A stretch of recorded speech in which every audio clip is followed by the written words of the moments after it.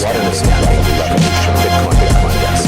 Bitcoin is immune from attack. All right. Welcome, everybody, to the Crypto Show's Digital Cash Evolution right here on the Bloomberg Network. We're coming to you from KDMT here in Denver, and you can also catch us in Miami on 880 The Biz, over in Houston on 1110 KTEK, and in San Francisco on 1220 KDOW. So, this show is about cryptocurrency. You may want to invest, you may not, I don't know, but we're here to bring people that are in the business to tell you about the business, and then you can decide whether you want to get into it or not. And I'm here with my co-host, Chuck. Hey, Chuck? How you doing, Danny? In 20 years of software development, I think that it's time for the businesses of the world to start waking up to crypto. It's happening in Venezuela. It's happening in a lot of third world countries with depressed currencies. And yes, this show is a great opportunity to learn about cryptocurrencies generally, maybe specifically Dash a little bit, but also how to get into it. Definitely. And, we were talking off air actually earlier about, cryptocurrencies are only supposed to be used for crime. And if you listen to our last show, you heard Jason Bloomberg, a guy who writes for Forbes, tell you that cryptocurrencies are only used for crime. Well, our guest, I think he has an argument with that. This is Jason King, and Jason King has headed up some very good, philanthropic organizations that were fully funded and only funded in cryptocurrencies. Correct, Jason? Yeah, for the most part, yeah, we're almost 100% cryptocurrency based. Awesome. Well, Jason, go ahead and introduce yourself and tell us about Unsung and the other projects that you worked on, and then we'll get into what you're working on now called Academy. Sure. My name is Jason King. I've been in the Bitcoin blockchain space since 2010-ish. And I think I met you first through my philanthropic outreach called Sean's Outpost, which was is still a homeless outreach in Northwest Florida. We founded Satoshi Forest, which is a 9-acre homeless sanctuary. It's the only commercial campground dedicated to the homeless in all of the state of Florida. And it's just a safe place to be homeless in Florida, where unfortunately it is a crime in a lot of the state of Florida to actually not have a house. And basically they've made it illegal to be poor in most of the state. So Satoshi Forest was just an example of how private individuals could come together with a common goal and actually take care of a problem that gets lapped in as being a public issue that we should use public funds for. And we were able to prove that not only could we do it, we could do it significantly more cost effectively and efficiently than the other solutions in the market could. Yeah, definitely. And I've done this myself actually 1 year ago tomorrow from Hurricane Harvey when I went down to the coast. And we went through 12 cities. I think we helped 3,100 people giving out care packages, all of it in cryptocurrency, mostly Dash and Bitcoin. We actually had one guy try to give us money, dollars, and we refused. But he had a wallet. He had an Airbitz wallet on his phone. He goes, somebody gave me like $10 a couple of years ago, and it was like, it was $100 and something. So he gave me $5 for a care package, something that he needed. But it was just awesome to be able to turn the dollars away just to take crypto, and there it was. Gresham's Law. Yeah. So, but I seen a lot of that where the government was kind of like pushing us back because we had bought a boat and we were trying to help people out of the water, and they didn't want to let it, just individuals, citizens get in there and help. I went to NRG Center and they were resistant to us helping there, but we did anyway. We worked around that. And those are some of the same things that you've done. And tell us a little bit also about Unsung. Sure. So Unsung sort of came out of the Sean's Outpost project. It's an app that's like Uber for feeding the homeless. Basically, we partner with restaurants, catering services, grocery stores that have excess food. And instead of that food getting thrown away, it gets pinged out to a network of volunteer drivers that can pick it up and deliver it to those in need. And everyone on the network gets incentivized through cryptocurrency donations. So if you see someone that's doing a lot of good on the network, you can see his Bitcoin address and tip him directly. And we have bounties and such for meal delivery and things like that. And it's all accomplished, all voluntarily and all through cryptocurrency. Is that nationwide or global? I keep saying it's going to be nationwide. We've been a little slow on the nationwide rollout. Right now, we're only in 5 cities in the U.S. and a couple of cities abroad. But we're working on a nationwide rollout for Unsung. Yeah. Actually, it'll go worldwide at the same time it goes nationwide. Yeah, be sure and let me know, because I'm sure my wife would love to contribute to such a project. Well, if you want it to happen, you just create a group. You can do it on Facebook. We actually, when Jason kicked this off, we did the exact same thing and competed with him on Facebook, and we actually beat him. Nice. Okay. Yeah, the competition I'm happy to lose. Oh man, hey, the winners, definitely the winners were the people that were helping, and the people that got involved. That was, I mean, that was more than enough reward. There was a lot that went around. I mean, people were very appreciative of seeing food handed to people, and they didn't care that there was an Unsung logo on every box, right? Right. Yeah, we did it at the Miami Bitcoin conference as well, 2 years ago, right? It's 2 years ago. We did a really great thing in Miami. It's great just to empower the individual, because I think sometimes people think it's insurmountable. Like, you need to have this established institution that does this work, or you need to go, get a permit and get permission from people to do this. And truthfully, all this is it's helping someone that you see that's in need, but in a scalable manner where we can scale it up and ultimately feed everybody that needs to get fed. That's great. Not just the person. Yeah. And these groups are decentralized, since that's the buzzword in blockchain and crypto space. And just these small groups of people get to do this and see that every penny of it goes to where you're going. You take the money, you go and buy something, and you hand it directly to somebody, and there's no waste involved, which is not what I've seen with FEMA and everybody else. Well, a lot of overhead in those organizations. The example we have is at Sean's Outpost. The very first year we were in operation, we fed 92,000 meals with $125,000. And we were the largest provider of meals to the homeless in Northwest Florida. And the second largest provider of meals to the homeless in Northwest Florida fed 56,000 meals, so almost half, or just a little more than half of what we did. And we did it with $1.4 million. So that's the level of funds that kind of get siphoned off into administration and overhead and things like that, when there's not really accountability and transparency involved in the process. That's funny. That relates to some books that I've recently been listening to. Nicholas Nassim Taleb. He's got Anti-Fragile, Black Swan. What's that? Skin in the Game, right? And he talks about a lot about probability. And it seems to me that this would be an indicator that you have a huge winner. There's something fundamentally that you're doing with, if you're getting those kinds of results with such limited investment and by far way better results than any other established organizations in that state. That indicates a lot of strength and a good functioning model that may be disruptive in nature, right? Mm-hmm. Very disruptive. The lawsuits against us from the state of Florida have proved how disruptive our model is. Wow. Definitely shook up the status quo in Northwest Florida for sure. Well, this whole space is kind of disruptive, and you're working on another project right now to kind of help that grow. You want to talk about that a little bit? Yeah, sure. So last year, I co-founded the Kingsland School of Blockchain at Kingsland University in Atlanta, Georgia. Colloquially known as the space is Academy School of Blockchain. And basically, we are the first fully U.S. accredited school for blockchain development. So we train existing software developers on blockchain best practices. And why that's valuable is, you might like the cryptocurrency project you're hearing about, or you're talking about your friends in, or some ICO or something like that. But the truth is, there's a fundamental issue, which is that there are nowhere near enough blockchain developers in the space. When we started working on the project last year, the statistic was there were about 14 available jobs for every qualified blockchain developer.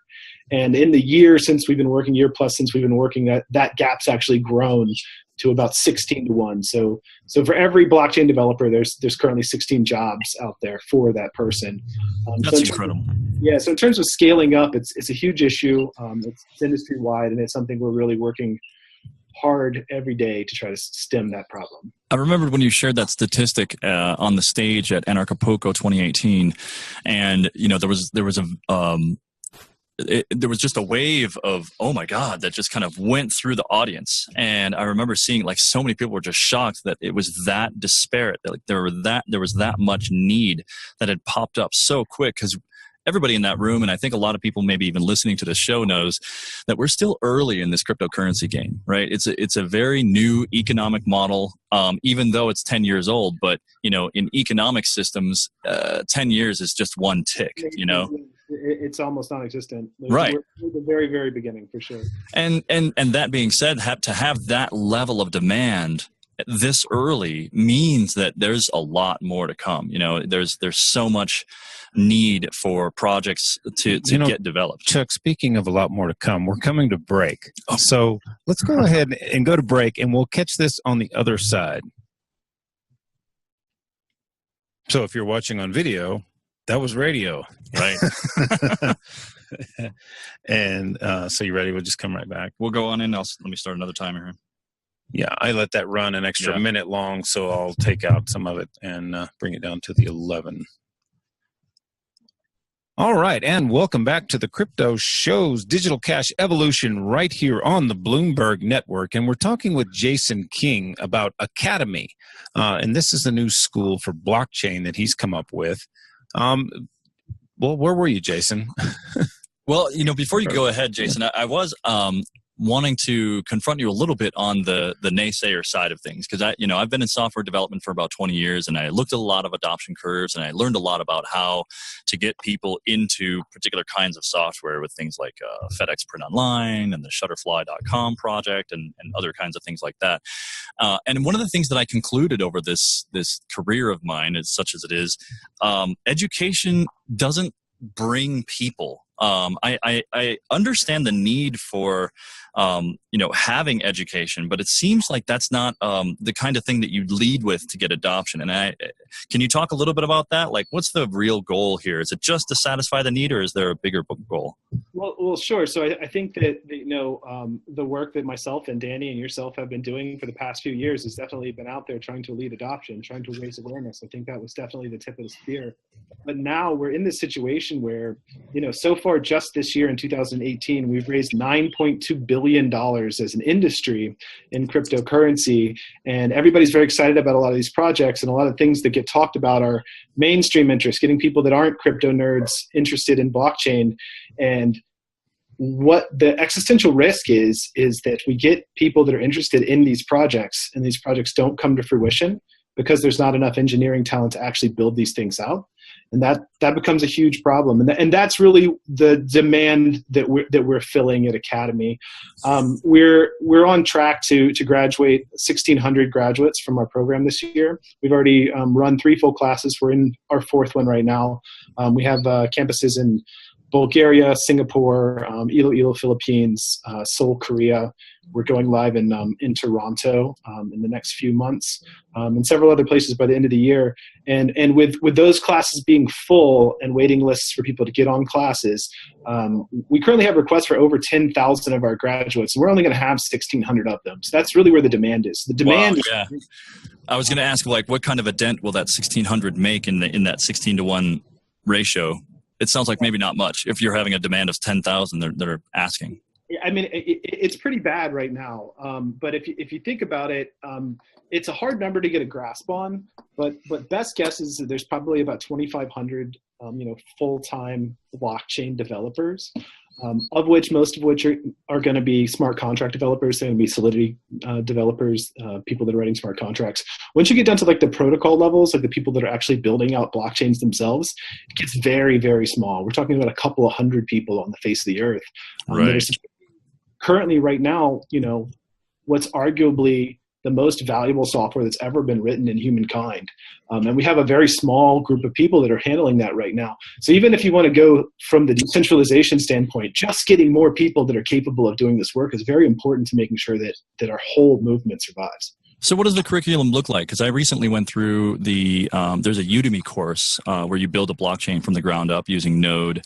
and you learn all the fundamentals, and you consume cryptographic libraries, and you get into SHA 256 algorithm, and you basically just kind of rebuild your own Bitcoin without the heavy lifting kind of baked in. It's just the very basic modules: a peer-to-peer server, a blockchain, transaction pool that's held in memory, and then the cryptographic validation of wallets and that sort of thing. What does the curriculum for Academy look like? Sure. So currently it's a 6 to 8 week class. We're actually in the process of breaking that out down into 5 separate modules, so we don't have to offer it as this huge behemoth in-person thing where you actually have to take 2 months of your life out to do. But currently the curriculum looks like this, is that basically in week 1, we get into blockchain primitives, which is all the stuff that you're talking about, and deconstruct the Bitcoin core client, learn all about decentralized consensus, things like that. And then we get into layer 2 technologies, and we talk about all of the things that are happening in layer 2 within Bitcoin. And then we get into Ethereum, Mist, deconstruction of Mist, and then we get into decentralized applications. And the last half of the class is essentially decentralized application development. And as part of the class, you actually are building 2 of your own dApps from scratch. You're not rebuilding someone's project. It's not like, hey, just run this code and you will have a blockchain. This is, okay, cool. Come up with an idea for a decentralized app, and then you're going to do basically like a hackathon style one with a couple of your classmates, and you guys are going to build a dApp together. And then your thesis for the project, for the class, is actually to build a dApp yourself, and then to do defense of that dApp to actually graduate the course. So it's fairly rigorous. We actually have a very strenuous intake process. The requirements for getting to the class are pretty strenuous. We only have about a 15% pass rate on our entrance exam currently. Wow.